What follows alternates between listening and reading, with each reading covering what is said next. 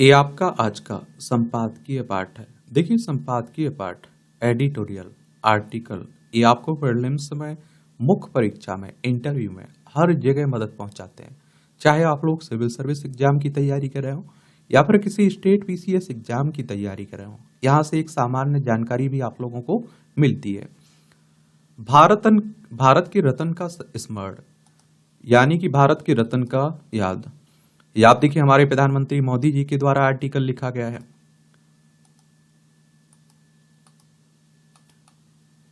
आज रतन टाटा जी के निधन को 1 महीना हो रहा है और पिछले माह आज के ही दिन जब मुझे उनके गुजरने की खबर मिली, तब मैं आसियान समिट के लिए निकलने की तैयारी में था। उनके चले जाने की वेदना अब भी मन में है और इस पीड़ा को भुला पाना आसान नहीं। भारत ने अपने एक महान सबूत, एक अमूल्य रतन को खो दिया है। आज भी शहरों, कस्बों से लेकर गांव तक लोग उनकी कमी महसूस कर रहे हैं। हम सबको यह दुख साझा है, चाहे कोई उद्योगपति हो या उभरता हुआ उद्यमी या प्रोफेशनल, हर किसी को उनके निधन से दुख हुआ है। पर्यावरण रक्षा और समाज सेवा से जुड़े लोग भी उनके निधन से दुखी हैं। यह दुख हम सिर्फ भारत में ही नहीं बल्कि दुनिया भर में महसूस कर रहे हैं। और दक्षिण पूर्वी एशियाई राष्ट्र के संघ की बात करें, आसियान की, तो इसमें आप देखिए कब इसकी स्थापना हुई थी। 8 अगस्त 1967 में हुई थी इसकी स्थापना। और जकार्ता, इंडोनेशिया में इसका हेडक्वार्टर देखने को मिलेगा। 10 मेंबर हैं इसमें, Brunei, Cambodia, Indonesia, Laos, Malaysia, Myanmar, Philippines, Singapore, Thailand, Vietnam. युवाओं के लिए रतन टाटा प्रेरणा स्रोत थे। और आप देखिए, उनका व्यक्तित्व हमें याद दिलाता है कि कोई सपना, कोई लक्ष्य ऐसा नहीं जिसे प्राप्त ना किया जा सके। उन्होंने सबको सिखाया कि विनम्र स्वभाव से दूसरों की मदद करते हुए भी सफलता पाई जा सकती है। वह भारतीय उद्यमशीलता की बेहतरीन परंपराओं के प्रतीक और विश्वसनीयता, उत्कृष्टता, सेवा जैसे मूल्यों के अडिग प्रतिनिधि थे। उनके नेतृत्व में टाटा समूह दुनिया भर में सम्मान, ईमानदारी और विश्वसनीयता का प्रतीक बनकर नई ऊंचाइयों पर पहुंचा। और इसके बावजूद उन्होंने अपनी उपलब्धियों को पूरी विनम्रता और सहजता से स्वीकार किया। दूसरों के सपनों को का खुलकर समर्थन करना, उन्हें पूरा करने में सहयोग करना, और आप देखिए उनके सबसे शानदार गुणों में से एक था। और आप देखेंगे हाल के वर्षों में वह भारत के स्टार्टअप इकोसिस्टम का मार्गदर्शन करने और भविष्य की संभावनाओं से भरे उद्यमों में निवेश करने के लिए जाने गए। उन्होंने युवा एंटरप्रेन्योर की आशाओं और आकांक्षाओं को समझा, साथ ही भारत के भविष्य को आकार देने की उनकी क्षमता को पहचाना। भारत के युवाओं के प्रयासों का समर्थन करके उन्होंने नए सपने देखने वाली नई पीढ़ी को जोखिम लेने और सीमाओं से परे जाने का हौसला दिया। और उनके इस कदम ने इनोवेशन और एंटरप्रेन्योरशिप की संस्कृति विकसित करने में बड़ी मदद की है।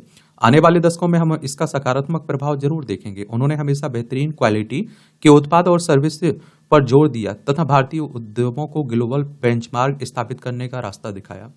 और आप देखिए, आज जब भारत 2047 तक विकसित होने के लक्ष्य की ओर बढ़ रहा है, तो हम ग्लोबल बेंचमार्क स्थापित करके ही दुनिया में अपना परचम लहरा सकते हैं।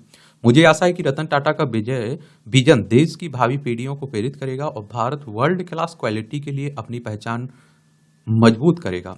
उनकी महानता बोर्ड रूम या फिर सहयोगियों की मदद करने तक ही सीमित नहीं थी। उनके मन में जीव जंतुओं के प्रति भी करुणा थी। वह पशुओं के कल्याण पर केंद्रित हर प्रयास को बढ़ावा देते थे। वह अक्सर अपने डॉग्स की तस्वीर साझा करते थे, उनके जीवन का अभिन्न हिस्सा थे। मुझे याद है कि जब लोग उन्हें आखिरी विदाई देने के लिए उमड़ रहे थे, तब उनका डॉग गोवा भी वहां नम आंखों के साथ पहुंचा था। उनका जीवन इसकी याद दिलाता है कि लीडरशिप का आकलन केवल उपलब्धियों से नहीं बल्कि कमजोर लोगों की देखभाल करने की क्षमता से भी किया जाता है। उन्होंने हमेशा देश प्रेम की भावना को सर्वोपरि रखा।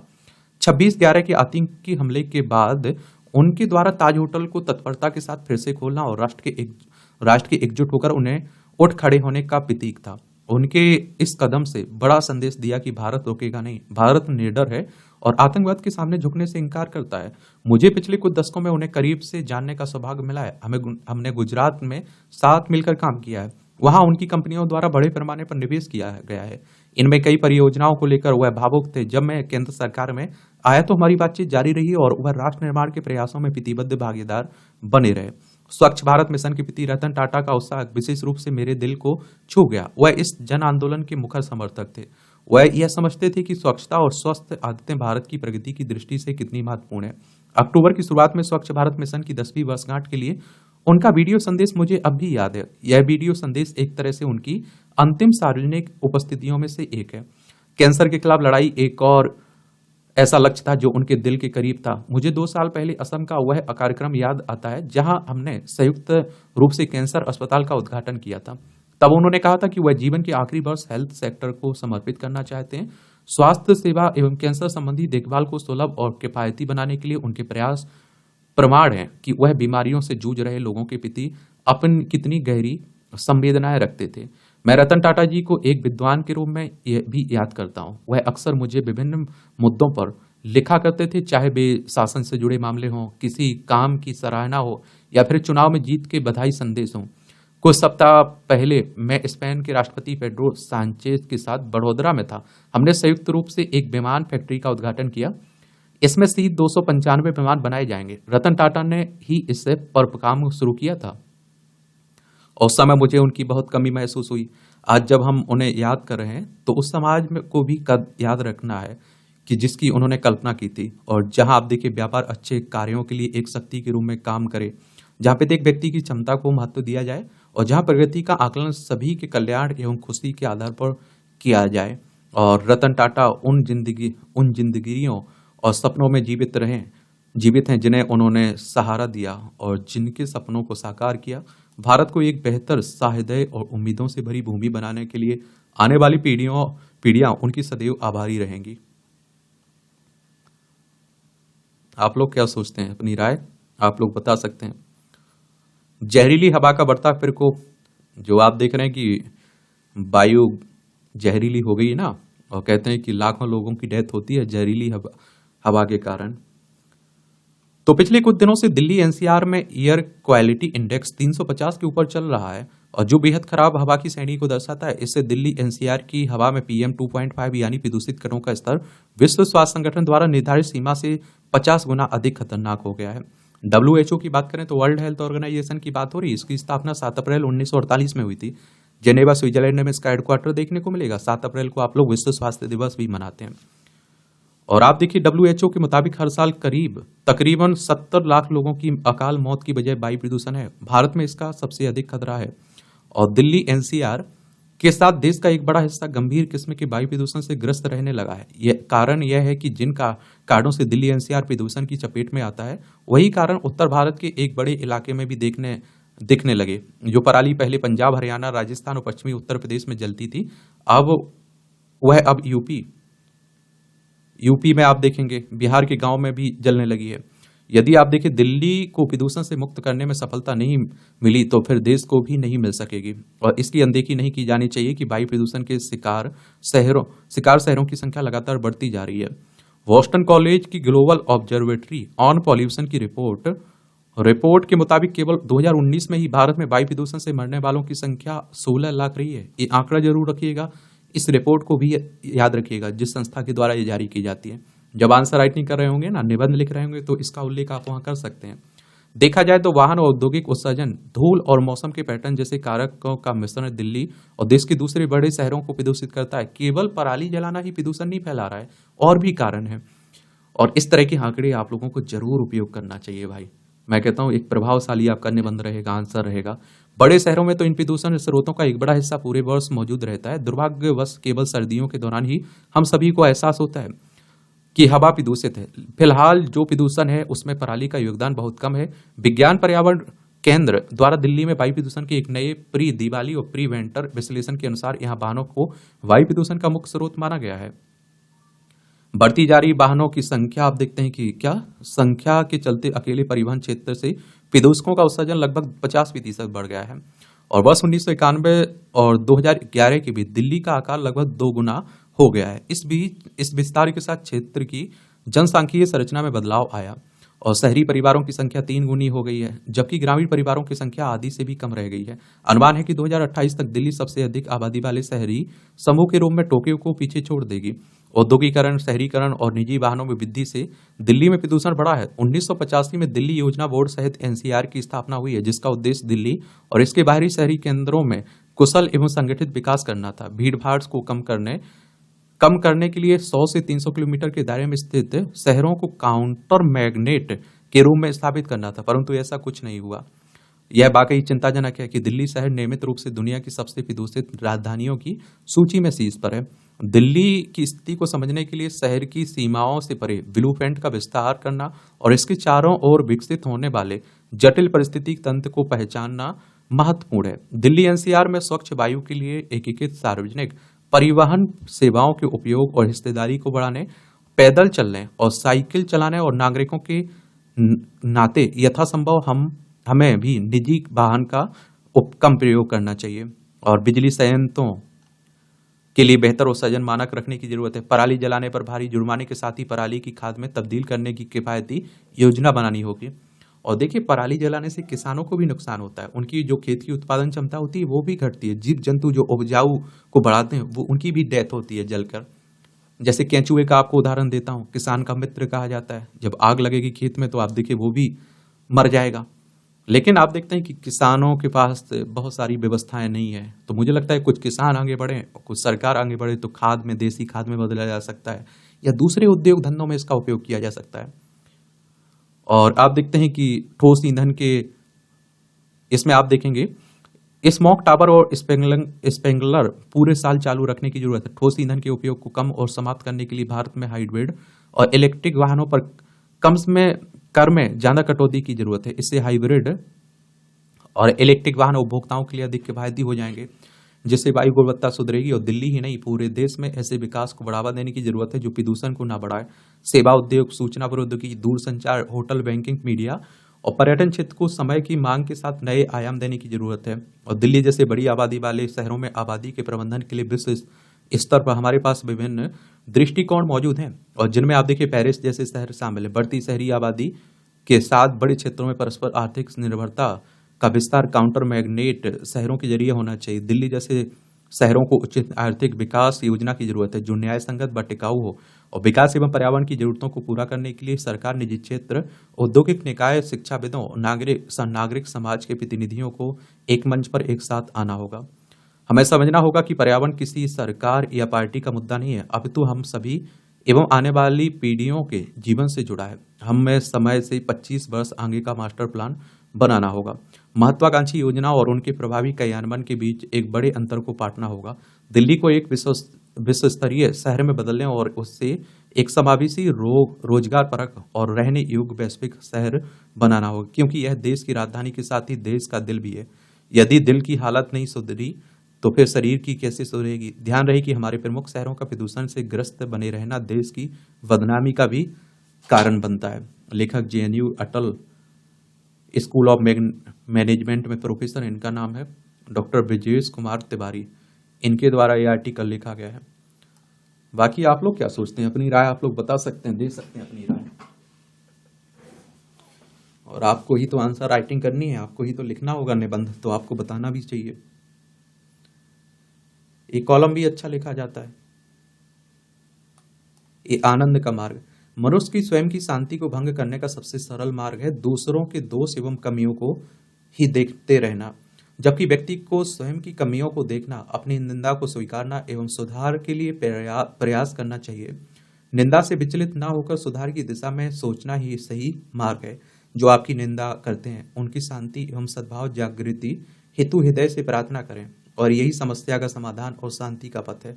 हमारे भीतर ऐसी भावनाएं स्पंदित हो जहां मैं और तुम के बीच भेद ना बचे, और इस निशेष की यात्रा में भी एक अनुत्तरित प्रश्न का उत्तर मिलेगा, जो तू है वही मैं हूं, जो मैं हूं वही तू है। और यहाँ उस चेतना को स्वीकृति नहीं मिलती है कि मन तो मंदिर में हो लेकिन वहां ना होकर संसार में भटकता रहे। बुरे से बुरे व्यक्ति में और बुरी से बुरी परिस्थिति में भी अच्छाई छिपी रहती है। उसे समझने वाला व्यक्ति ही समस्या मुक्त जीवन का पथिक होता है। और यहीं पर आप देखिए जीवन से जुड़ी समस्याओं और सवालों का समाधान सामने खड़ा दिखता है। वर्षों तक मंदिर की सीढ़ियां चढ़ी, घंटों घंटों हाथ जोड़े, आंखें बंद किए खड़े रहे, प्रवचन सुना, शास्त्र पढ़े, और मगर ना मन बदला और ना ही चिंतन और ना ही कर्म बदला, तो फिर समझना चाहिए कि सारा पुरुषार्थ मात्र ढोंग था, और यह सबके बीच स्वयं को श्रेष्ठ साबित करने का बहाना था। जब स्वयं को श्रेष्ठ बनाने का मार्ग, प्रत्येक व्यक्ति की अच्छाई की प्रशंसा करो, उसकी सराहना करो, और इससे स्नेह एवं मैत्री भाव का प्रसार होगा। आप सर्वप्रिय हो जाएंगे और शांति होगी आपकी सहचरी एवं आनंद होगा आपका आपका अनुचर। परस्पर परस्परोपग्रहों जीवा नाम ही अपने दुख को भूलने की अनुपम औषधि है। दूसरों का दुख दूर करना, दूसरों की भलाई की सोचना एवं प्रभु से उनके लिए प्रार्थना करना ईश्वर को बहुत प्रिय है। ऐसा करके आप प्रभु के कृपा पात्र बन सकते हैं। आजकल ढोंग में ही चल रहा है आधा जीवन, तो आप देख रहे हैं दिखावा में, ड्रामा में, झूठ में, और इसीलिए लोग परेशान भी हैं। ये भी आप लोग देख रहे होंगे। मैं तो ये देखता हूँ, मैं खाना खाने जाऊं जहां भी आप देखते हैं कि रेस्टोरेंट है, मैं देखता हूँ कि सबकी शक्ल उतरी हुई रहती है। आप देखिए कोई उनके चेहरे पर खुशी ही नहीं है। जो आप देखे धर्म की बात कर रहे हैं, संत हैं, जो आप देखते हैं कथा सुना रहे हैं, उनकी भी चेहरा देखिए मुरझाया हुआ है। हमें यही समझ में नहीं आता है वो चमक कहाँ गुम होती जा रही है। विशेष दर्जे की मांग, जम्मू कश्मीर की बात हो रही है। 370-35 से हटने के बाद जम्मू कश्मीर को दो भागों में बांट दिया गया था ना, लद्दाख और जम्मू कश्मीर दोनों केंद्र शासित प्रदेश हैं।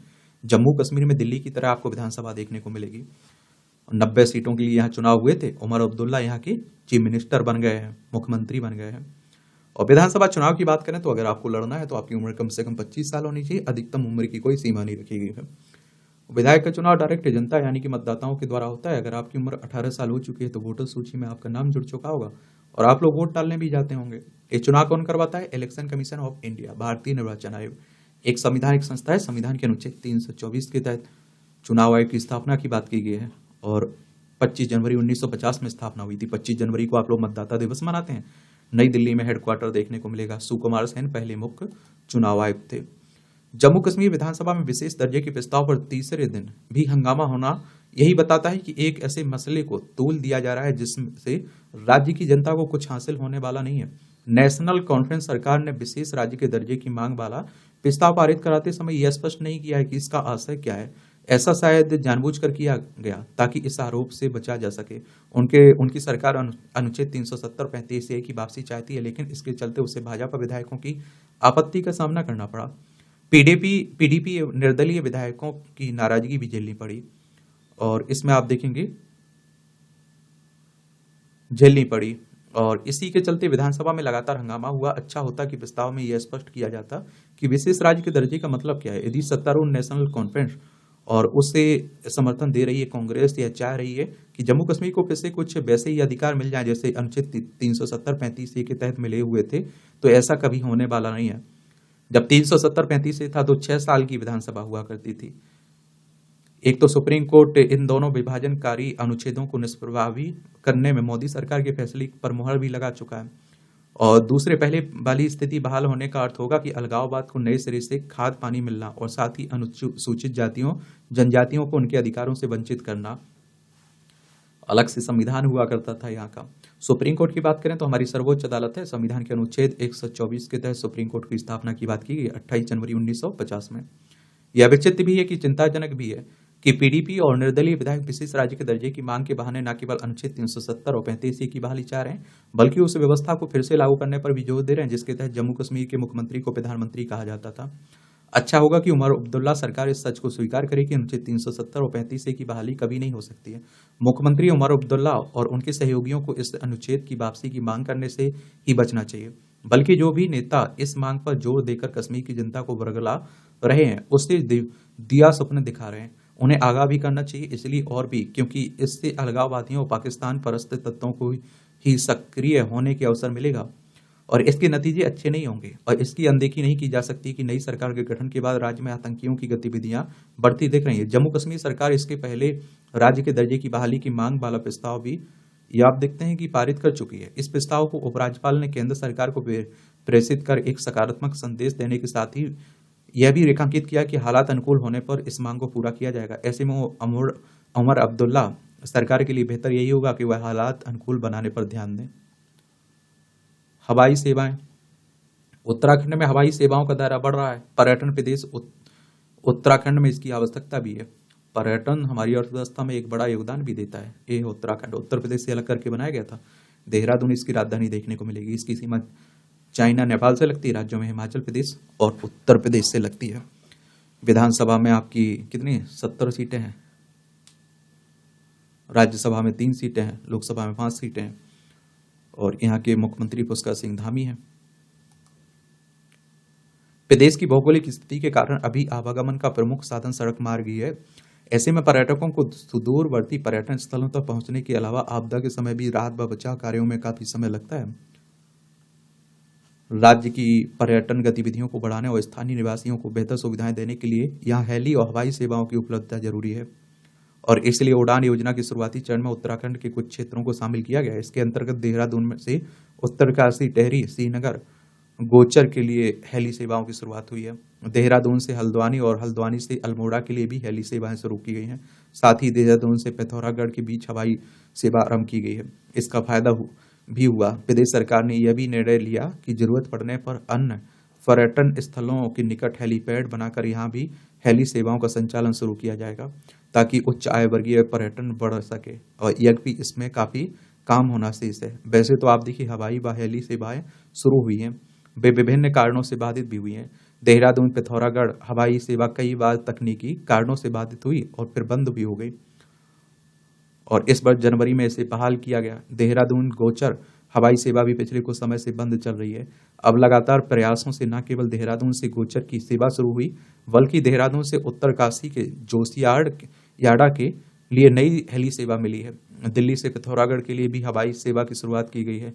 उम्मीद की जानी चाहिए कि अब ये हेली व हवाई सेवा सुचारू रहे। सरकार को चाहिए कि वह अन्य पर्यटन स्थलों के लिए भी केंद्र सरकार से समन्वय स्थापित कर नई सेवाएं शुरू करे। मेटाबॉलिक सिंड्रोम का बढ़ता खतरा। तो हमारे देश एक गंभीर स्वास्थ्य चुनौती का सामना कर रहा है, जिस मेटाबॉलिक सिंड्रोम कहा जाता है। यह एक जटिल स्वास्थ्य समस्या है जो उच्च रक्तचाप, मधुमेह, असामान्य कोलेस्ट्रॉल स्तर और अधिक वसा जैसे कई लक्षणों का संयोजन है।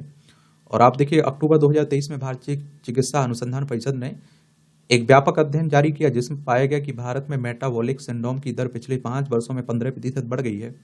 यह वृद्धि विशेष रूप से 30 से 45 वर्ष की आयु वर्ग में देखी गई है, जो चिंता का विषय है। भारत में मेटाबॉलिक सिंड्रोम की स्थिति चिंताजनक है, विशेष रूप से मधुमेह, हृदय रोग, मोटापे के संदर्भ में। भारत में लगभग 7.7 करोड़ लोग मधुमेह से पीड़ित हैं। मेटाबॉलिक सिंड्रोम वाले व्यक्तियों में टाइप 2 मधुमेह विकसित होने का जोखिम 5 गुना अधिक होता है। वस्तुतः कोविड महामारी के दौरान से ही वर्क फ्रॉम होम और हाइब्रिड कार्य मॉडल के चलते लोगों की दिनचर्या में बड़े बदलाव आए हैं। एक ताजा सर्वेक्षण के अनुसार भारत में लगभग 70% कर्मचारियों ने माना कि वर्क फ्रॉम होम के दौरान उनकी शारीरिक गतिविधियां कम हुई हैं, और 42% ने अस्वस्थ खाने की आदतों में वृद्धि की सूचना दी है। ये दोनों कारक मेटाबॉलिक सिंड्रोम के जोखिम को बढ़ाते हैं। स्मार्टफोन और कंप्यूटर के बढ़ते उपयोग ने एक बैठे रहने वाली जीवन शैली को बढ़ावा दिया है। इसी संदर्भ में भारतीय युवाओं पर किए गए एक अध्ययन में पाया गया कि जो लोग प्रतिदिन 6 घंटे से अधिक समय स्क्रीन के सामने बिताते हैं, उनमें मेटाबॉलिक सिंड्रोम का खतरा 55% अधिक था। भारत आज आप देखिए आधुनिकता से परिपूर्ण है, और आधुनिक जीवन की तेज गति व अनिश्चितताओं ने तनाव के स्तर को लोगों में बढ़ा दिया है। इस समस्या से निपटने के लिए व्यापक रणनीति की आवश्यकता है। सरकार और स्वास्थ्य संगठनों को मेटाबॉलिक सिंड्रोम के बारे में जन जागरूकता अभियान चलाने की चाहिए। लोगों को इसके लक्षणों, कारणों और परिणामों के बारे में शिक्षित करना महत्वपूर्ण है। स्वास्थ्य जीवन शैली को प्रोत्साहन करना दूसरा महत्वपूर्ण कदम है। नियमित व्यायाम और संतुलित आहार को बढ़ावा देना भी चाहिए। मेटाबॉलिक सिंड्रोम हमारे देश के लिए भले ही बड़ी समस्या बन गया हो, लेकिन इससे निपटना असंभव नहीं है। इसके लिए व्यक्तिगत स्तर पर जीवन शैली में बदलाव, सामुदायिक स्तर पर जागरूकता और सरकारी स्तर पर नीतिगत हस्तक्षेप की आवश्यकता है। हमें याद रखना चाहिए कि स्वस्थ समाज ही एक समृद्ध राष्ट्र का आधार है। लिहाजा हम सभी को मिलकर इस बीमारी से लड़ना होगा, इससे निपटना भी होगा। ये टिप्पणियां रहती हैं, इन्हें भी देख सकते हैं आप लोग। इसकी पीडीएफ आपको एजुकेशन सर्कल प्लेटफॉर्म है ना टेलीग्राम पर, वहां मिल जाती है, तो वहां से जाकर आप लोग डाउनलोड भी कर सकते हैं, पढ़ सकते हैं। शोध कार्यों में गंभीर होती है फर्जीवाड़े की समस्या। फर्जीवाड़ा ज्यादा देखने को मिल रहा है। जहां देखिए कभी आप लोगों को आईएएस फर्जी मिल जाता है, कहीं आईपीएस, कहीं आप देखिए फर्जी नेता तो होते ही हैं। फर्जी आप देखते हैं कि डॉक्टर भी मिलने लगे। फर्जी अभी आपने देखा न्यायाधीश और न्यायालय भी मिल गया है। तो मानव सभ्यता के विकास में जिस चीज का सबसे अधिक योगदान है वह हमारा मस्तिष्क। अपनी दिमागी क्षमताओं के बल पर इंसान न केवल धरती पर मौजूद समस्त जीवधारियों से आगे निकल गया, उन पर अपना शासन कायम किया, बल्कि अब तक के ज्ञात ब्रह्मांड में सबसे उन्नत जीव जीने का हकदार बन सका।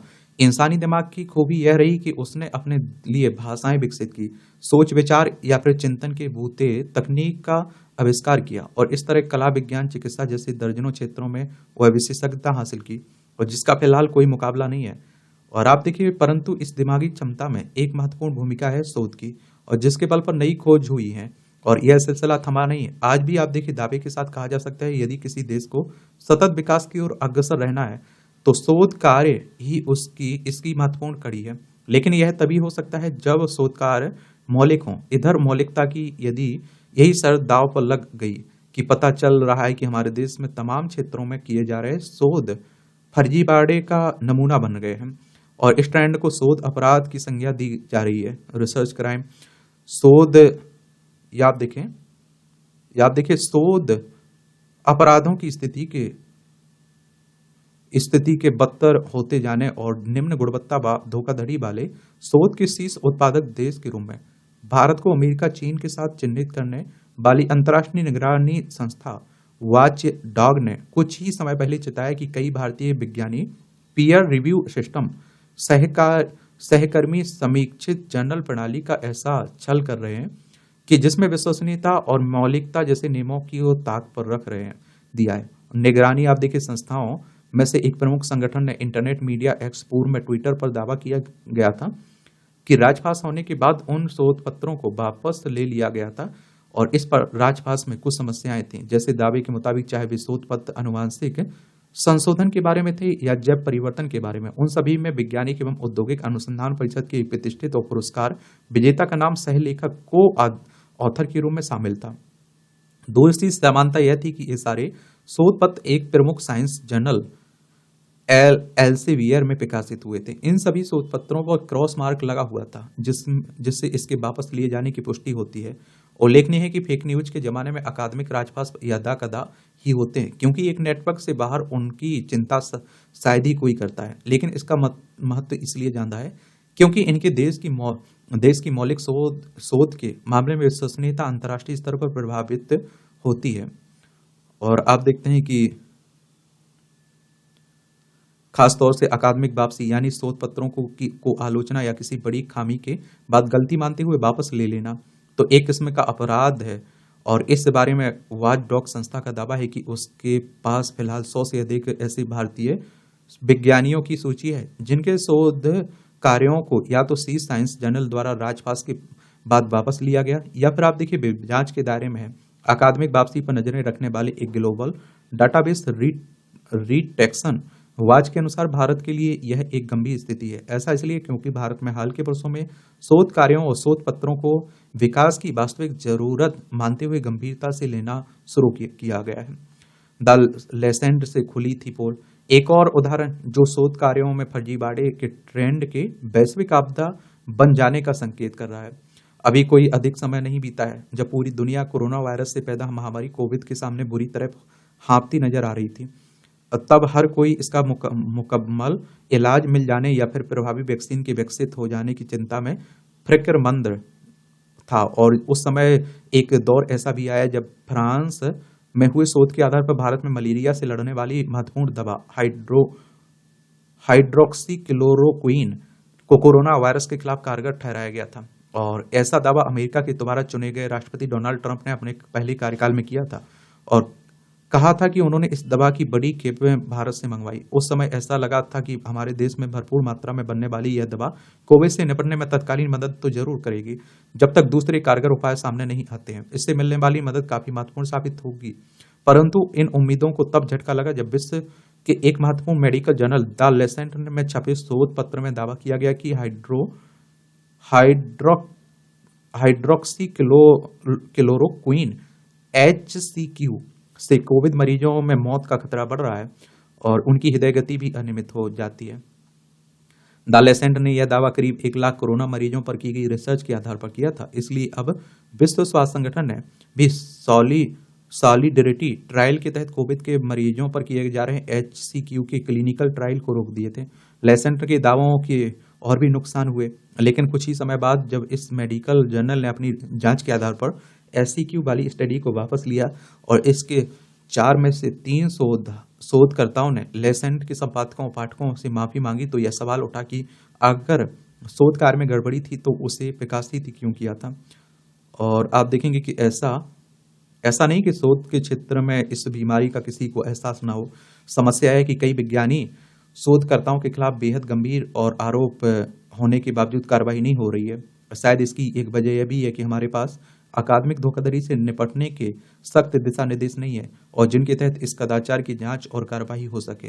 हमें यह मानने में गुरेज नहीं होना चाहिए कि भारत अब शोध धोखाधड़ी के एक बड़े संकट से जूझ रहा है। इसलिए आप देखिए, इंतजार करने के बजाय कि शोध अपराध रोकने के दिशा निर्देश ऊपर से आएंगे, सरकारी यूजीसी से आएंगे, संस्थानों को स्वयं ही शोधकर्ताओं और विज्ञानियों द्वारा किए जा रहे शोध कार्यों पर बेहतर गुणवत्ता नियंत्रण स्थापित करने की जरूरत है। आप क्या सोचते हैं? अपनी राय दीजिए। शोध अपराधों में व्यापक तेजी चिंताजनक भी है। अभी तो हमारी चिंता का प्रमुख केंद्र भारत है। भारत को निम्न गुणवत्ता और धोखाधड़ी वाले शोध कार्यों के शीर्ष उत्पादक के रूप में चिन्हित करने वाली निगरानी संगठन रिटेक्शन वॉच के अनुसार पिछले कुछ वर्षों में रिसर्च क्राइम करने वाले भारतीय शोधकर्ताओं की संख्या में तेज उछाल आया है। समस्या का एक सिरा यह भी है कि इनमें से बहुत से विज्ञानी प्रतिष्ठित सरकारी शोध संगठनों से जुड़े हैं। और आंकड़ों की अगर बात माने तो आंकड़ों के अनुसार वर्ष 2017 और 2019 की तुलना में 2020 और 2022 के बीच भारत ने शोध वापसी के मामलों में 2.5 गुना बढ़ोतरी हुई है। शोध वापसी के कारणों में साहित्यिक चोरी, उद्धरणों में हेराफेरी, दूसरे शोध पत्रों में विकासित चित्रों ग्राफों का बिना संदर्भ दिए, और आप देखते हैं कि उपयोग और संपादकीय असहमति या संघर्ष जैसे मामले शामिल हैं। हालात की गंभीरता का अंदाजा इससे लगाया जा सकता है कि रिटेक्शन वॉच डाटाबेस के अनुसार वर्ष 2023 में भारत से 2737 शोध वापसी के मामले सामने आए, जो चीन और अमेरिका के बाद भारत को दुनिया में इस संबंध में तीसरे नंबर पर ले आता है। और उल्लेखनीय है कि अमेरिका या फिर अन्य किसी विकसित देश में शोध पत्रों से जुड़ी साहित्यिक चोरी या किसी अंतर्राष्ट्रीय रिसर्च जर्नल से शोध की वापसी अथवा उसके लेखक पर प्रतिबंध को एक स्पष्ट शोध अपराध माना जाता है और आप देखिए इसके अनुरूप कार्रवाई होती है। ऐसे विज्ञानी या शोधकर्ताओं की जांच की जाएगी, उसे निलंबित किया जाएगा। लेकिन भारत में दावा है कि ऐसी दागी विज्ञानियों और शोधकर्ताओं को पुरस्कार पदोन्नति तक मिली है। भले ही अंतर्राष्ट्रीय रिसर्च जर्नल ऐसे दागी विज्ञानियों को प्रतिबंधित करके उनके कार्यों की जांच कर रहे हैं, लेकिन हमारे देश में अनेक शोधकर्ता इसके परिणामों से बेफिक्र होकर अपने अकादमिक करियर में आगे बढ़ रहे हैं। यह एक निराशाजनक स्थिति है और इससे भारतीय शोध समाज की इकोसिस्टम की पोल खुलती है।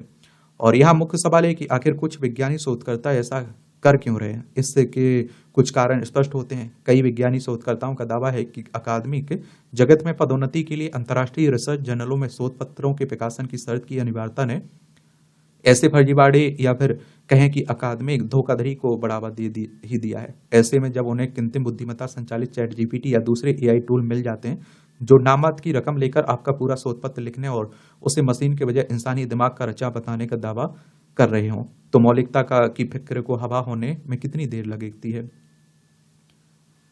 और इसका एक सच ये भी है कि भारतीय अकादमिक जगत में शोध पत्रों की मौलिकता की समझ और मौलिकता संबंधी कड़े जांच के सिस्टम का भी अभाव है। ऐसे में कुछ घटनाओं का राजफास हो जाने शोध पत्रों का फर्जीवाड़ा पकड़ में आने का भी कोई लाभ नहीं है, क्योंकि सरकार व वैज्ञानिक समुदाय अक्सर ऐसे मामलों पर चुप्पी साध लेते हैं। यही कारण है कि कई वैज्ञानिक चेतावनी दे रहे हैं कि सरकार में संपर्क रखने वाले और संस्थान के प्रशासन से करीब रिश्ता रखने वाले विज्ञानियों व शोधकर्ताओं को लाभ पहुंचाने की नीयत से उनके शोध पत्रों की ओर से आंखें मूंद लेने की प्रवृत्ति शोध के क्षेत्र में भारत की वैश्विक प्रतिष्ठा को धूमिल कर सकती है। बताइए आप लोग क्या सोच रहे हैं? कुछ सोच रहे हैं या नहीं सोच पा रहे हैं? ये आप देखिए छठ की बातें हो रही हैं। बिहार में खासकर बहुत मनाया जाता है। डूबते हुए सूरज को भी पूजा जाता है उगते हुए सूरज को। तो पढ़ना हो तो पढ़ सकते हैं, कल भी हम लोग इसके बारे में बात किए थे। पर्यावरण संरक्षण का प्रयास।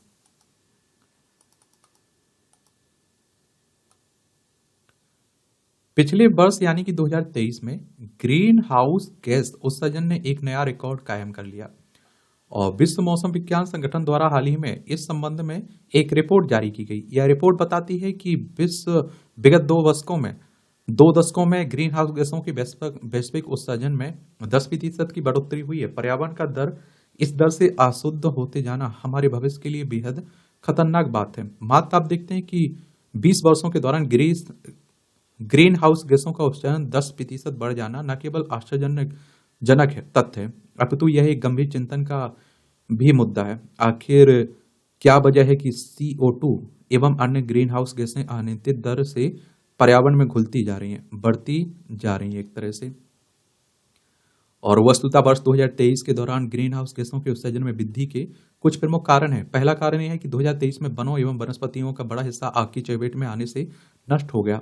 बड़े पैमाने पर वनस्पतियों के जलने से कार्बन डाइऑक्साइड का उत्सर्जन भी असीमित मात्रा में हुआ। यह कार्बन डाइऑक्साइड वातावरण में सम्मिलित होकर उनकी शुद्धता के क्षय के कारण बनती है। और दूसरा प्रमुख कारण वह है कि आप देखेंगे कि यह मानवीय औद्योगिक गतिविधियों के ग्राफ में भी एक अप्रत्याशित उछाल दृष्टिगोचर हो रहा है। ये गतिविधियां भी ग्रीन हाउस गैसों के उत्सर्जन के लिए काफी हद तक जिम्मेदार हैं। तीसरा कारक जो ग्रीन हाउस गैसों की मात्रा को बढ़ाने में योगदान करता है वह है जीवाश्म ईंधन का अधिकाधिक प्रयोग। रिपोर्ट बताती है कि 2023 में कार्बन डाइऑक्साइड की वैश्विक औसत सांद्रता 420 ppm पार्ट्स पर मिलियन। मीथेन की सांद्रता आप देखेंगे कि 1934 ppb पार्ट्स पर बिलियन और नाइट्रस ऑक्साइड की सांद्रता 336.9 ppb के स्तर तक पहुंच गई है। ये आंकड़े आप देखते हैं औद्योगिक क्रांति के समय यानी 1750 से पहले के स्तरों की अपेक्षा क्रमशः 151% और 265% और 125% हैं। और आंकड़ों से स्पष्ट है कि तीनों की ही ग्रीन हाउस गैसों का पर्यावरण में स्तर एक अच्छी खासी मात्रा में बढ़ गया है। यदि इसी दर से ग्रीन हाउस गैसों का उत्सर्जन जारी रहा तो हमारा भविष्य प्रदूषित पर्यावरण के साथ एक गहरा संबंध रखने को विवश हो जाएगा। ग्रीन हाउस गैसों का उत्सर्जन लगातार जारी रहने से वायुमंडल में ये गैसें जमा होती रहेंगी और इसका दुष्परिणाम यह होगा कि वैश्विक तापमान में तीव्र गति से वृद्धि होगी, जो संपूर्ण पृथ्वी एवं इस पर रहने वाले समस्त जीवधारियों के लिए एक बहुत बड़ा खतरा है। यदि ग्रीन हाउस गैसें पर्यावरण में लंबे समय तक जमा रहती हैं तो वैश्विक तापमान में वृद्धि जारी रहेगी, भले ही उत्सर्जन को घटाकर शून्य क्यों ना कर दिया जाए। और संयुक्त राष्ट्र की संस्था inter governmental panel on climate change, जो जलवायु विज्ञान का मूल्यांकन करने वाली एक महत्वपूर्ण संस्था है, उसके अनुसार वैश्विक तापमान में वृद्धि को 1.5 डिग्री सेल्सियस तक सीमित रखने के लिए वैश्विक ग्रीन हाउस गैस उत्सर्जन को वर्ष 2030 तक 43%, 2035 तक 60% तक कम करने की आवश्यकता है।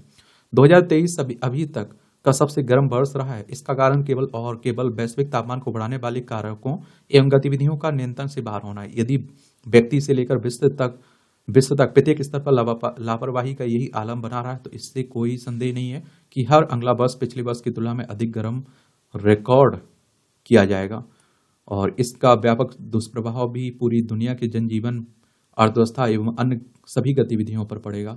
एक अन्य रिपोर्ट कहती है कि वर्ष 2030 में कुल वैश्विक ग्रीन हाउस गैस उत्सर्जन लगभग 51.5 गीगावाट कार्बन डाइऑक्साइड के बराबर होगा। यह आंकड़ा वर्ष 1990 की तुलना में 49.8% और 2010 की तुलना में 8.3% अधिक है। और जलवायु परिवर्तन के दुष्प्रभाव का अंदाजा इसी से लगाया जा सकता है कि विश्व में 20% लोग इससे दुष्प्रभाव को झेलने के लिए विवश हैं। भारत के संबंध में स्थितियां और अधिक चिंताजनक एवं गंभीर हैं। संयुक्त राष्ट्र पर्यावरण कार्यक्रम की रिपोर्ट कहती है कि वर्ष 2023 में भारत का ग्रीन हाउस गैस उत्सर्जन 6.1% बढ़कर कुल वैश्विक उत्सर्जन का 8% हो गया है। हालांकि वैश्विक कार्बन डाइऑक्साइड उत्सर्जन में भारत की हिस्सेदारी अभी केवल 3% है, जबकि अमेरिका के लिए यह आंकड़ा 20% है। कुल मिलाकर निष्कर्ष है कि पर्यावरण के संबंध में वैश्विक रिपोर्ट एवं स्थितियां बेहद चिंताजनक हैं। यदि उनके सुधार के लिए छोटे से लेकर बड़े स्तर तक योजनाबद्ध तरीके से प्रयास न किया गया तो भविष्य में ये स्थितियां बेहद गंभीर रूप धारण करके हमारे समक्ष उपस्थित होंगी एवं उस दशा में उनके पार पाना बहुत मुश्किल हो जाएगा। यदि हम अपने भविष्य को सुरक्षित एवं उज्ज्वल देखना है तो हमारी पहली प्राथमिकता पर्यावरण संरक्षण होनी चाहिए। संयुक्त राष्ट्र की बात करें तो यूनाइटेड नेशंस की बात हो रही है। 24 अक्टूबर 1945 में स्थापना हुई थी। न्यूयॉर्क यूएसए में इसका हेडक्वार्टर देखने को मिलेगा।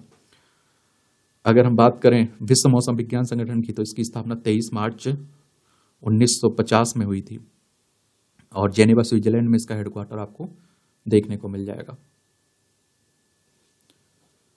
तो इस तरह से आप देखेंगे ये कहानी है आज के संपादकीय पाठ की। अब कोई आपका मेरे लिए सवाल हो, सुझाव हो तो आप लोग जरूर बता सकते हैं। धन्यवाद।